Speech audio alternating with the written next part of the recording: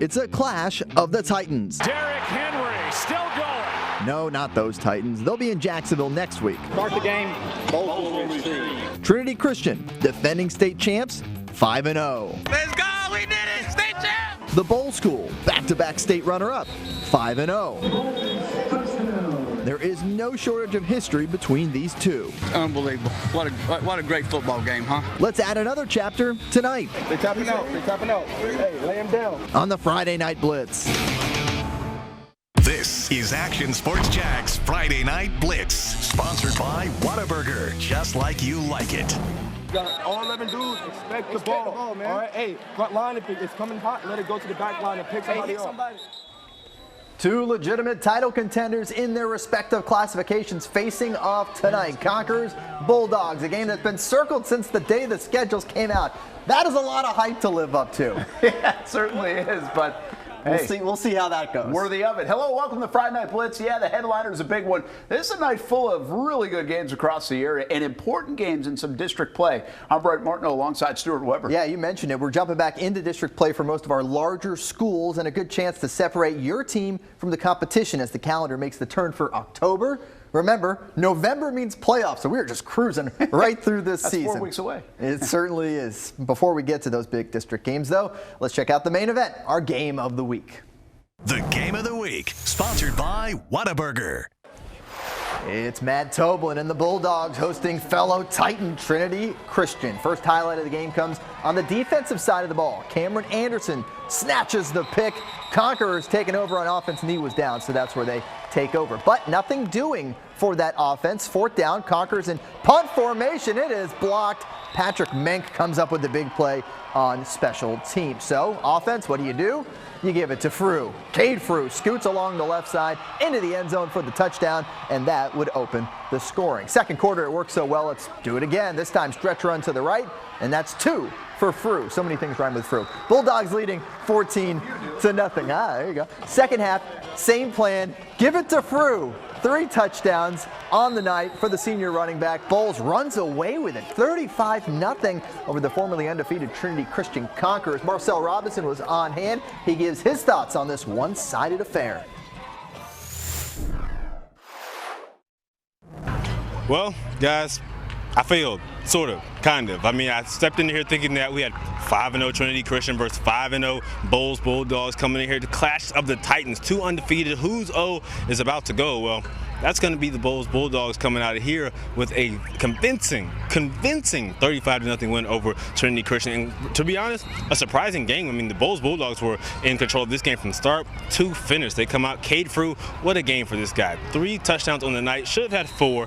Miles Anderson adds a couple more. Look, this game was clearly in the hands of the Bolles Bulldogs from the jump. The Trinity Christian Conquerors have playmakers on their side of the ball. Let's not take anything away from them. Colin Hurley, Trayon Webb, they both were held in check by the Bolles Bulldogs defense. We got to give them credit. Special teams as well. Bolles 2 block punts, one of them set up one of Cade Frew's touchdowns. Matt Toblin came into this game wanting to make a statement, and they certainly did that.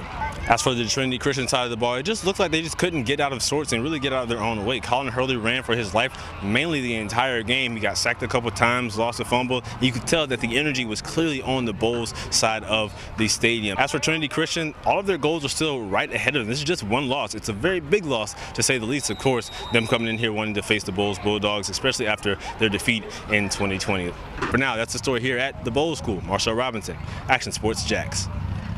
All right, so what do we got next week?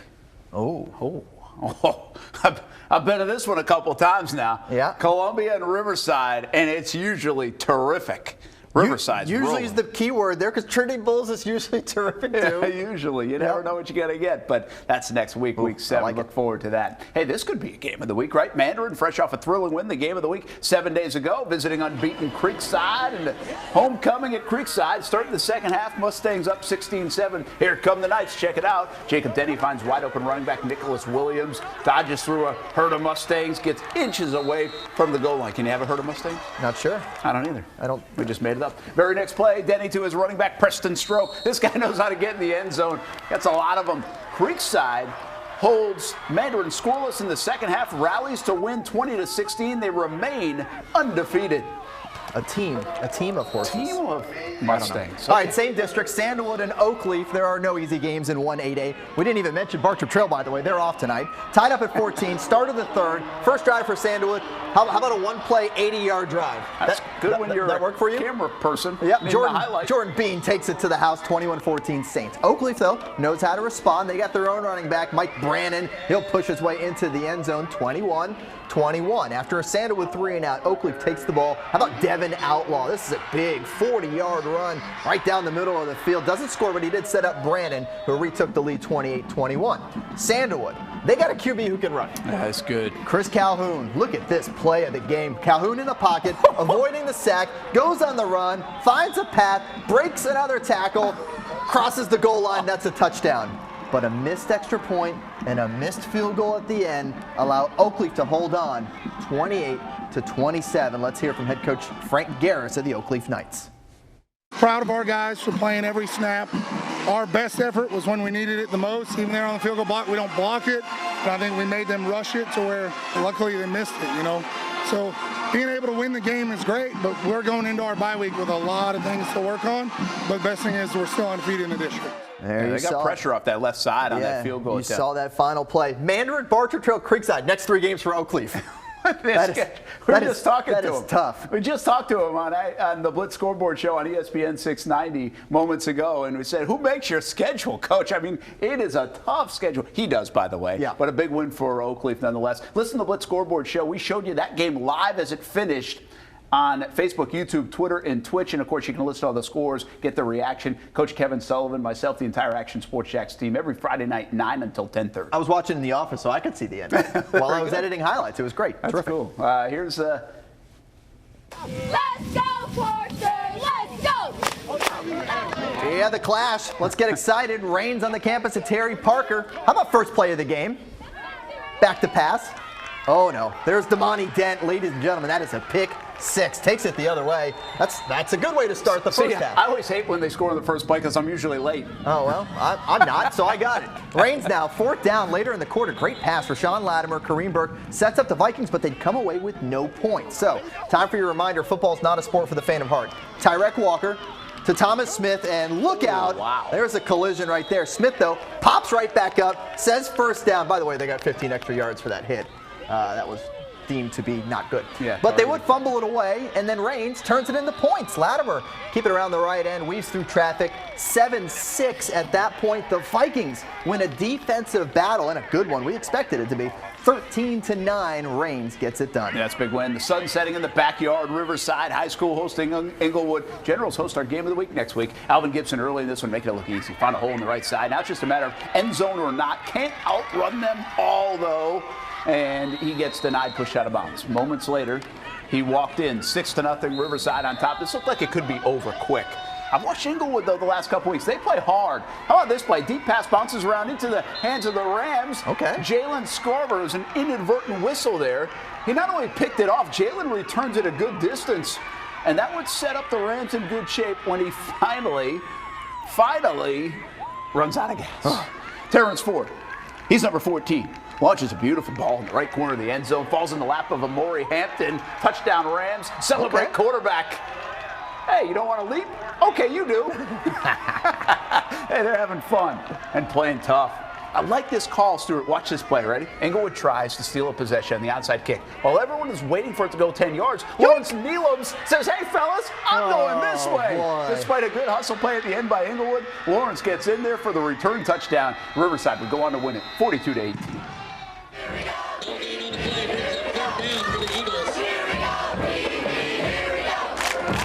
Yes, indeed. Our fans of the week coming from Ponte Vedra. These folks are always bringing. We got a theme night every week. It's like a package of highlighters. I think that was the idea for tonight's game. 2 teams needing a district win, Fleming Island and the Sharks. So we start with just over 2 minutes to go in the first quarter. Fleming Island from the 2. Jace Edwards dives and gets it. They give it to him, hands in the air. That's a touchdown, 7-0. To the second quarter, and Fleming Island looking to extend that lead. Golden Eagles QB on the run, but he gets swallowed up. Oh man, it's a Whole pool of sharks taking him down for the sack. Still in the second. Same drive for the Eagles. Sebastian Broughton looks, finds Sam Singleton. Watch him go all the way. Even drags a few sharks along the way with him. That will end a well-fought touchdown as the Golden Eagles take it 20-6. Did we debate if it's a pool of sharks or a school of sharks, or is It's that just definitely school a of fish? It's definitely Bishop a school. Kenny is off to a 4-0 start to the season. A nice way to get the year going for Tim Krause and the Crusaders. This week they face their biggest test. Bishop Kenny. Good place on a Friday night, high in the sky or down on the field level, beautiful setting. Kids always loud and proud, hosting Baker County. Cats up big early. Bishop Kenny trying to slow him down. Here's one way, Boyd Curry with a shirt tackle. He wouldn't let go. Well, it worked. A little later, Noah Ray rolls right, finds J. Mod Ruiz for Baker County, and he's fast. Watch this. He hits another gear way across the field, score a touchdown, go by everyone, including me. 21-0 Baker County. Bishop Kenny keeps battling. James Reesar would get it going on offense. Nice pass over the middle. He's got his guy, number 10, that's Michael Leonard. That's a big gain. And then at the end of the play, watch some yardage tacked on top of it for a late hit. Saw some laundry on the field. Oh, there it is. Reesar would sneak it in a bit later. Touchdown, Crusaders, 21-6 game. Trying to get back in it, but Baker County, too good, goes right back the other way after this gets signaled a touchdown. It'd be Ruiz again. Watch him just run right under the football. He threw it up there and let him run. J. Mott run right under it. Jamarian Baker would score a touchdown a bit later. Baker County wins 35-14. First loss for Bishop Kenny. How about a good prove-it game for both unbeaten Baldwin and 3-1 Episcopal, all tied at 7. Eagles looking to run the ball down the field, but this one pops out, hits the turf. That's a fumble. Mason Carter there to recover for the Indians. Armali DeBose already had a kick return for a touchdown. On the receiving end of this deep ball, that would set up Baldwin with a 1st and goal, but we give credit to the Episcopal defense. They bow up. Here's 4th and goal, and they stuff it at the goal line. Good job by the big guys up front. Eagles with a stop. Nothing, however, could stop the Baldwin special teams unit. Mentioned DeBose earlier. Well, here's Cortez Martinez. Punt return, and he's just not going to stop. There he goes. Running into the tunnel, Forrest Gump style. He just kept going. So how about this? Last play of the game, tied at 14. Urshad Jason with the carry. Looks like the play is short, right? Yeah. The pile keeps moving. And are you kidding me? Wow. Across the goal line he goes. It is a walk-off winner, and Marcus Wells gets the Gatorade bath. What a win. By the way, that's a big fella win. I love the reaction right there, too. Love it. Those Awesome. are the big fellas got that done, pushing them in the end zone. Hey, when it comes to scheduling, tough. Look no further than Camden County with Jeff Herron back at the helm. The Wildcats are getting ready for a brutal region schedule. Yeah, they do so against one of the toughest teams in the state. We'll show you why. Warner Robins. Let's head to Kingsland next on the Friday Night Blitz. This is First Coast High School, and this is the Friday Night Blitz. This is Action Sports Jack's Friday Night Blitz, sponsored by Whataburger, just like you like it. Let's go, score, boys, let's go. Hey, points aplenty for the Bulldogs. They win 35-0. Didn't have any trouble lighting up the scoreboard as they beat Trinity Christian in our game of the week, and that means The Coach of the Week, sponsored by Whataburger. Matt Toblin, Bolles, your Coach of the Week. Jaguars prepping Whataburger as he gets surrounded by the players having a good time. They will get a check towards the program for the football team. And there he is. Coach likes to give the credit to the guys, as he always does. Gotta love it here on a Friday night. Welcome back to the Friday Night Blitz. Brent Martineau, Stuart Weber. Tell you what, that is a huge win for Bolles. I mean, they beat Camden.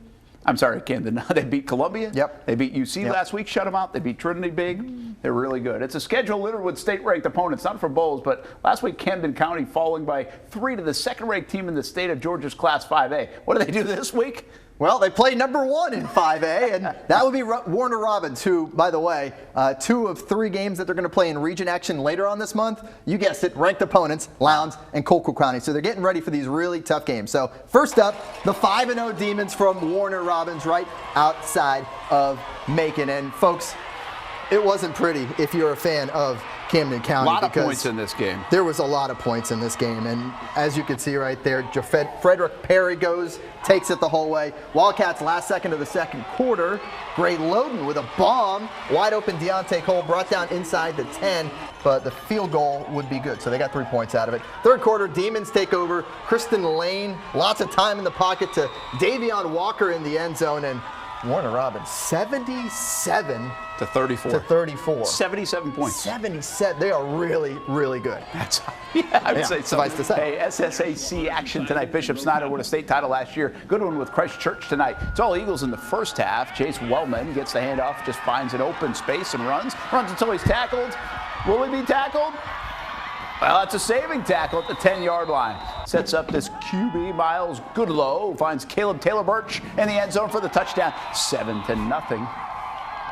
Christ Church, Eagles back with the ball again, and Joe Del Rosso gets a screen pass to make way for this catch and run, stopping just outside the red zone as he barrels through there. Some physical play, but with one big play comes another. Miles Goodlow with pressure on, looks for Caleb Taylor Birch and finds him. Way to find the ball.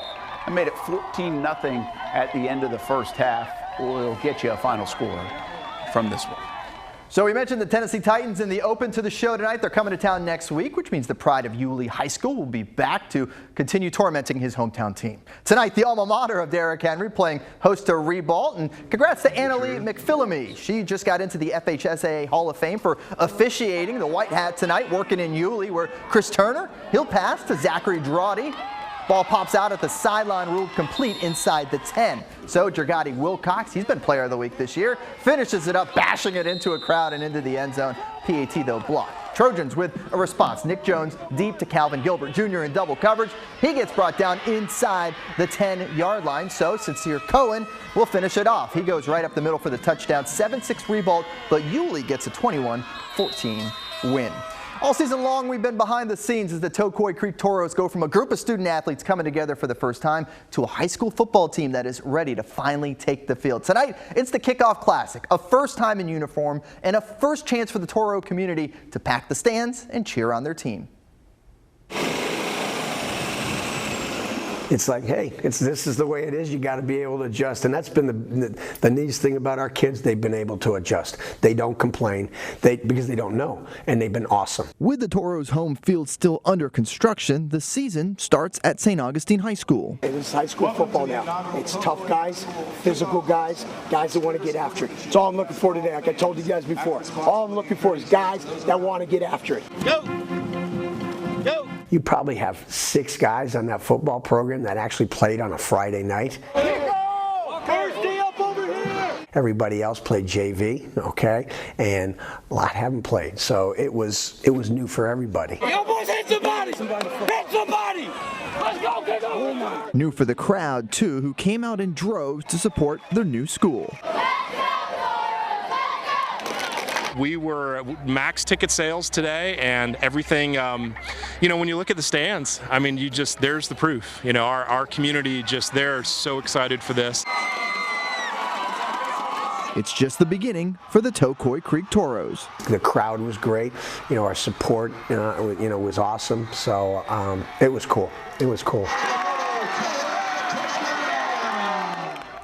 Next week, they go to the drawing board as the coaches huddle up and figure out what went right, what needs a little work. That's next week on our Making of a Program, Tocoi Creek. If you want to watch previous editions of Making of a Program, you can do that on our YouTube channel. Action Sports Jacks on ESPN 690. By the way, big congrats to Coach Kolakowski and the Toros. They win the first game in school history. Final score 21-12. Congrats to Coach and the Toros.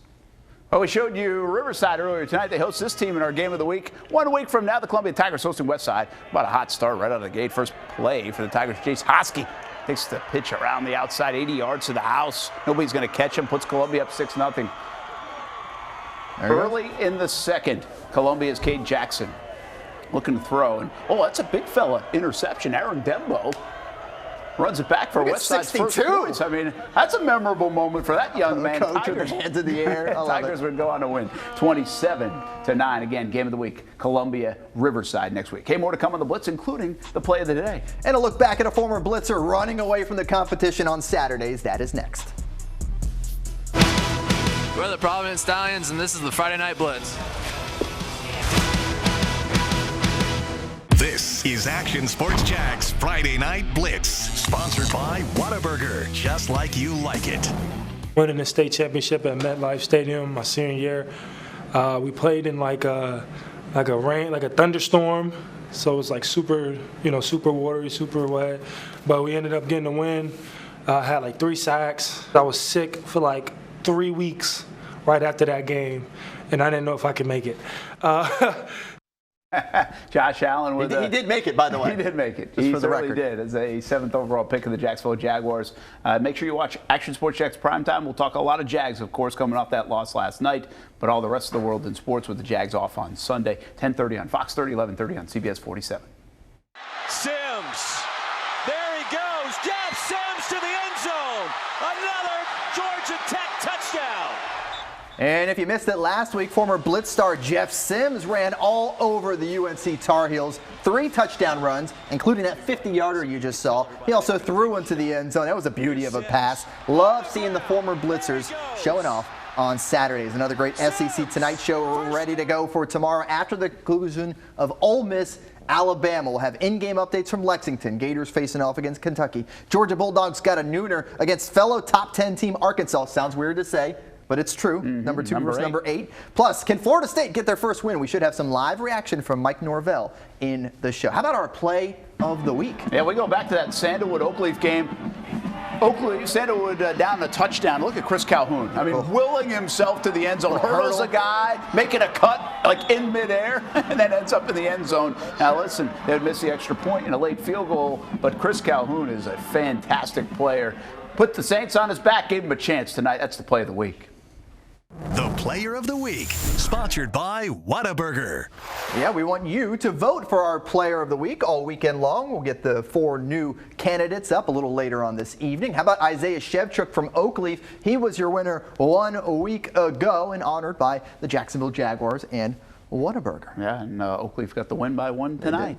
Friday Night Blitz, of course, coming up again at 11:20. If you missed any of it, CBS 47, Fox 30, abbreviated Blitzing edition of the Blitz. All right, that's going to do it for the extended edition of the Friday Night Blitz, which we will post up on YouTube in just a little bit. So if you missed anything, go back and check it out. We leave you now with the Band of the Week. Check them out, the Oakleaf Knights. Have a great night.